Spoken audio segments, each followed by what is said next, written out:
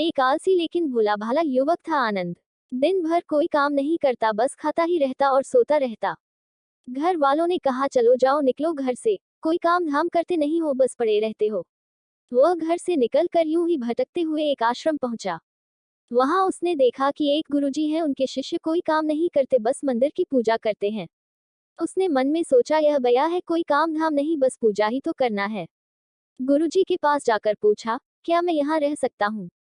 गुरुजी बोले हाँ हाँ, क्यों नहीं, लेकिन मैं कोई काम नहीं कर सकता हूँ गुरुजी। कोई काम नहीं करना है, बस पूजा करनी होगी। आनंद, ठीक है वह तो मैं कर लूंगा। अब आनंद महाराज आश्रम में रहने लगे। ना कोई काम ना कोई धाम, बस सारा दिन खाते रहो और प्रभु भक्ति में भजन गाते रहो। महीना भर हो गया, फिर एक दिन आए एकादशी। उसने रसोई में जाकर देखा, खाने की कोई तैयारी नहीं थी। उसने गुरुजी से पूछा, आज खाना नहीं बनेगा क्या? गुरुजी ने कहा, नहीं आज तो एकादशी है, तुम्हारा भी उपवास है। उसने कहा, नहीं, अगर हमने उपवास कर लिया तो कल का दिन ही नहीं देख पाएंगे हम नहीं कर सकते उपवास, हमें तो भूख लगती है। आपने पहले क्यों नहीं बताया? गुरुजी ने कहा, ठीक है तुम ना करो उपवास, पर खाना भी तुम्हारे लिए कोई और नहीं बनाएगा, तुम खुद बना लो। मरता क्या न करता गया रसोई में। गुरुजी फिर आए, देखो अगर तुम खाना बना लो तो राम जी को भोग जरूर लगा लेना और नदी के उस पार जाकर बना लो रसोई। ठीक है। लकड़ी, आटा, तेल की सब्जी लेकर आनंद महाराज चले गए। जैसा तैसा खाना भी बनाया। खाने लगा तो याद आया गुरुजी ने कहा था कि राम जी को भोग लगाना है। वह भजन गाने लगा, आओ मेरे राम जी, भोग लगाओ जी, प्रभु राम आए, श्री राम आए, मेरे भोजन का भोग लगाए। डॉट डॉट, कोई ना आया तो बेचैन हो गया कि यहाँ तो भूख लग रही है और राम जी आ ही नहीं रहे। भोला मानस जानता नहीं था कि प्रभु साक्षात तो आएंगे नहीं, पर गुरुजी की बात मानना जरूरी है। फिर उसने कहा, देखो प्रभु राम जी, मैं समझ गया कि आप क्यों नहीं आ रहे हैं।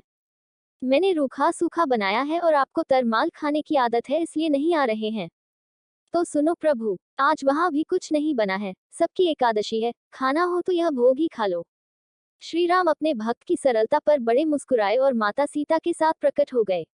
भक्त असमंजस में, गुरुजी ने तो कहा था कि राम जी आएंगे, पर यहाँ तो माता सीता भी आई हैं और मैंने तो भोजन बस 2 लोगों का बनाया है। चलो कोई बात नहीं, आज इन्हें ही खिला देते हैं। बोला, प्रभु मैं भूखा रह गया, लेकिन मुझे आप दोनों को देखकर बड़ा अच्छा लग रहा है। लेकिन अगली एकादशी पर ऐसा न करना, पहले बता देना कि कितने जन आ रहे हो। और हाँ, थोड़ा जल्दी आ जाना। राम जी उसकी बात पर बड़े मुदित हुए, प्रसाद ग्रहण करके चले गए। अगली एकादशी तक यह भोला मानस सब भूल गया।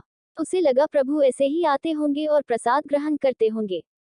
फिर एकादशी आई, गुरुजी से कहा, मैं चला अपना खाना बनाने, पर गुरुजी थोड़ा ज्यादा अनाज लगेगा, वहां 2 लोग आते हैं। गुरुजी मुस्कुराए, भूख के मारे बावला है, ठीक है ले जाओ और अनाज ले जा। अब की बार उसने 3 लोगों का खाना बनाया। फिर गुहार लगाए, प्रभु राम आए, सीताराम आए, मेरे भोजन का भोग लगाए। प्रभु की महिमा भी निराली है। भक्त के साथ कौतुक करने में उन्हें भी बड़ा मजा आता है। इस बार वे अपने भाई लक्ष्मण, भरत, शत्रुघ्न को लेकर आ गए। भक्त को चक्कर आ गए, यह क्या हुआ, एक का भोजन बनाया तो 2 आए, आज 2 का खाना ज्यादा बनाया तो पूरा खानदान आ गया। लगता है आज भी भूखा ही रहना पड़ेगा। सबको भोजन लगाया और बैठे बैठे देखता रहा। अनजाने ही उसकी भी एकादशी हो गई। फिर अगली एकादशी आने से पहले गुरुजी से कहा, गुरुजी, ये आपके प्रभु राम जी अकेले क्यों नहीं आते, हर बार कितने सारे लोग ले आते हैं। इस बार अनाज ज्यादा देना। गुरुजी को लगा, कहीं यह अनाज बेचता तो नहीं है, देखना पड़ेगा जाकर। भंडार में कहा, इसे जितना अनाज चाहिए दे दो, और छुपकर उसे देखने चल पड़े। इस बार आनंद ने सोचा, खाना पहले नहीं बनाऊंगा, पता नहीं कितने लोग आ जाएं। पहले बुला लेता हूँ फिर बनाता हूँ। फिर टेर लगाए, प्रभु राम आए, श्री राम आए, मेरे भोजन का भोग लगाए। सारा राम दरबार मौजूद। इस बार तो हनुमान जी भी साथ आए, लेकिन यह क्या, प्रसाद तो तैयार ही नहीं है। भक्त ठहरा भोला भाला, बोला, प्रभु इस बार मैंने खाना नहीं बनाया। प्रभु ने पूछा, क्यों? बोला, मुझे मिलेगा तो है नहीं, फिर क्या फायदा बनाने का, आप ही बना लो और खुद ही खा लो। राम जी मुस्कुराए, सीता माता भी गदगद हो गई उसके मासूम जवाब से। लक्ष्मण जी बोले, क्या करे प्रभु?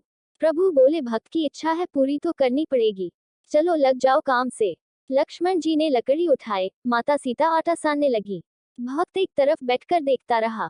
माता सीता रसोई बना रही थी तो कई ऋषि मुनि, यक्ष, गंधर्व प्रसाद लेने आने लगे। इधर गुरुजी ने देखा खाना तो बना नहीं, भक्त एक कोने में बैठा है। पूछा, बेटा क्या बात है, खाना क्यों नहीं बनाया? बोला, अच्छा किया गुरुजी आप आ गए, देखिए कितने लोग आते हैं प्रभु के साथ। गुरुजी बोले, मुझे तो कुछ नहीं दिख रहा तुम्हारे और अनाज के सिवा। भक्त ने माथा पकड़ लिया, एक तो इतनी मेहनत करवाते हैं प्रभु, भूखा भी रखते हैं और ऊपर से गुरुजी को दिख भी नहीं रहे, यह और बड़ी मुसीबत है। प्रभु से कहा, आप गुरुजी को क्यों नहीं दिख रहे हैं? प्रभु बोले, मैं उन्हें नहीं दिख सकता। बोला, क्यों, वे तो बड़े पंडित हैं, ज्ञानी है, विद्वान है, उन्हें तो बहुत कुछ आता है, उनको क्यों नहीं दिखते आप? प्रभु बोले, माना कि उनको सब आता है पर वे सरल नहीं है तुम्हारी तरह, इसलिए उनको नहीं दिख सकता।